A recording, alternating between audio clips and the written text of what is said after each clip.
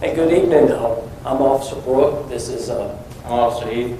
new police officer in town. This is going to be the November 2021 community meeting. Fortunately or unfortunately, I don't have any stats to share with you.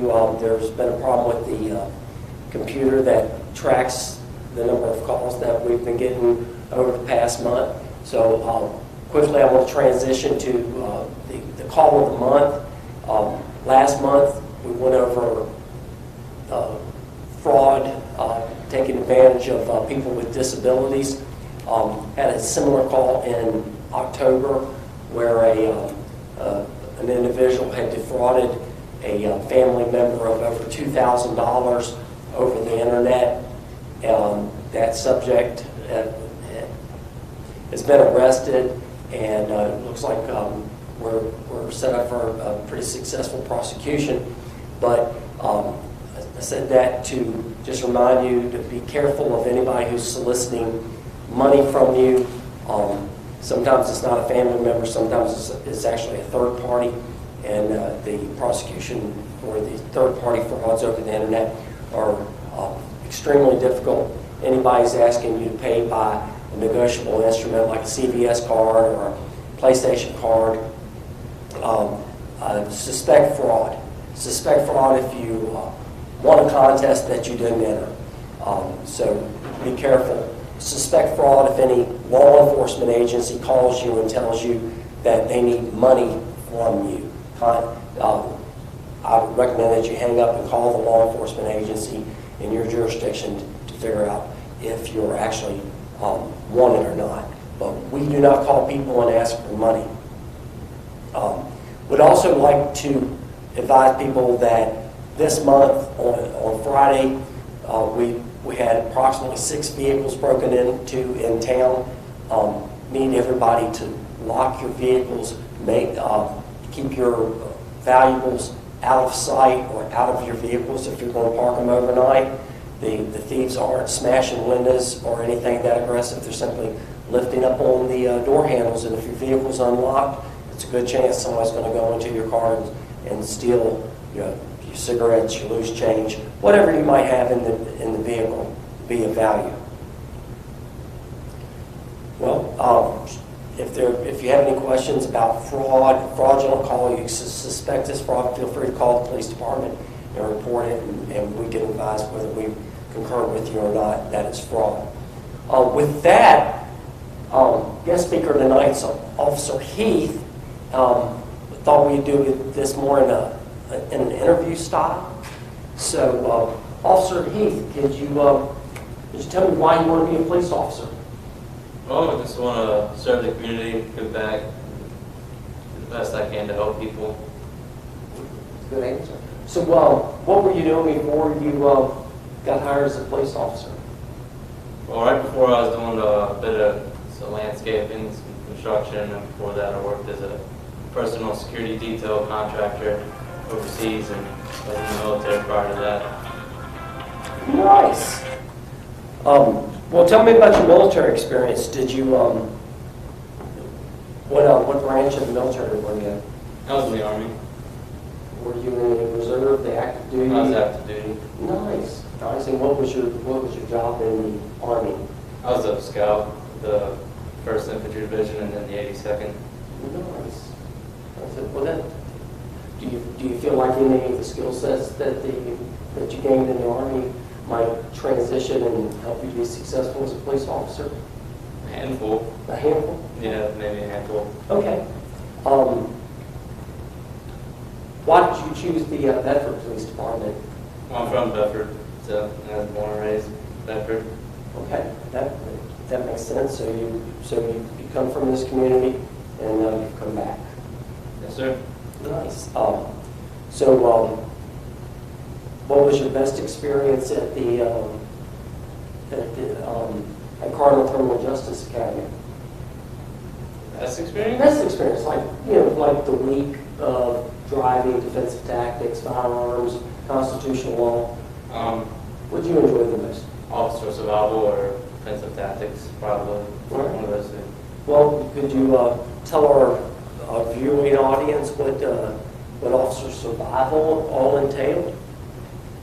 Officer survival basically entails you preparing for like worst case scenarios. Perhaps you and another officer would respond to like an armed robbery brawl, or maybe there's like a downed officer rescue and there's armed perpetrators in the area, and you and a group of other officers, perhaps other officers from other agencies you've never worked with, work together to engage the threat and neutralize it or rescue or whatever the circumstance is. It sounds pretty intense, this officer survival stuff. So what are you in, like week 3 or week 4 of field training? Start the 31st, so week 3 or 4. Yeah, so you're in the 3rd or 4th week of field training. How do you think field training is going? It's going fairly well. Good. So if you had any, like a highlight of your field training so far? And I wouldn't say there's been a specific highlight. I mean, it's all been kind of day-to-day stuff. I mean, nothing too crazy. You're answering some calls for service. Do you have family in the area? I have some family. Or do you have to call them at night and say, hey, I got to do something really cool today? No. Okay. Having good traffic stops. I mean, none under the usual, like, or out of the usual, I guess. Okay. Standard stuff and speeders. Speeders and dead state inspections and things like that. Yeah, just normal run-of-the-mill stuff. Okay.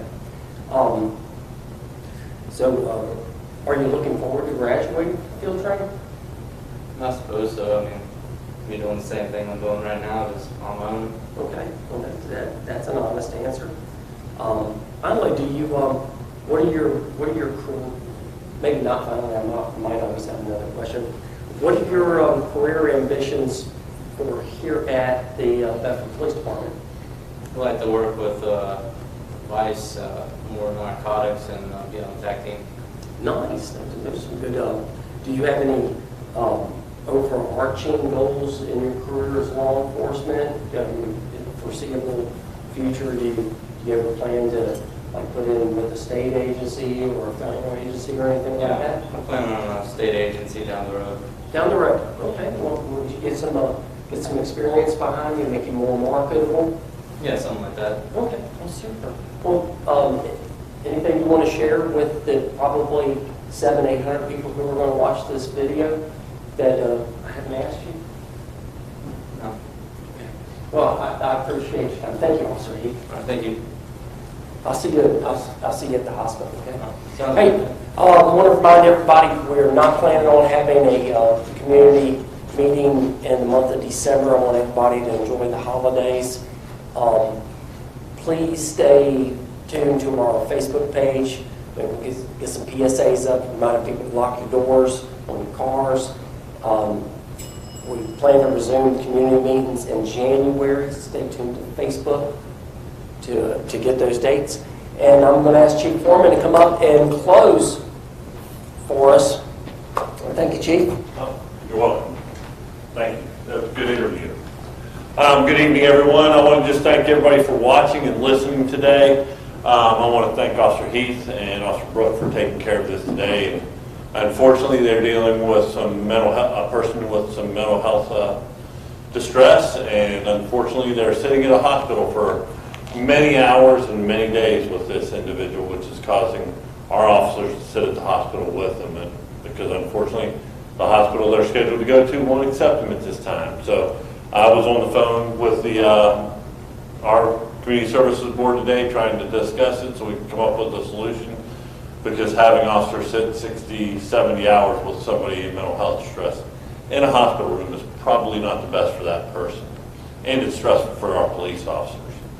But, so, if you have contact with any of your legislature, contact them and talk to them about that. Because it's something that's stressing all police and sheriff's offices across the Commonwealth of Virginia. Officer Brooke mentioned about vehicle thefts and people opening up doors and getting into vehicles and stealing out of vehicles. We do have a video about that. Go to Centertown TV and it'll be on there. It's a video of someone actually break into cars stealing guns. 2 years ago, we had 11 guns that were left in cars that were unlocked that people stole out of the vehicles. And we recovered them all. And some of them were not even reported stolen until after we recovered them. So make sure you lock your cars and put your valuables in safe places, especially remove your guns and take them in the house with you so that someone can't get them and cause harm to someone else. So remember that and watch the video. We will continue to talk about this because crime prevention is important to us. We want to prevent crimes before they happen, and you can help us by taking away the opportunity for individuals to commit these crimes. So I just wanted to say all that tonight and ask that you continue to watch. Go to Centertown TV and watch the videos from the town. We've got many police videos on there, firefighters videos, and other Public Works has a video on there too also. So go and watch those and see what's on there and enjoy Centertown TV. We'll see you next time. Thank you.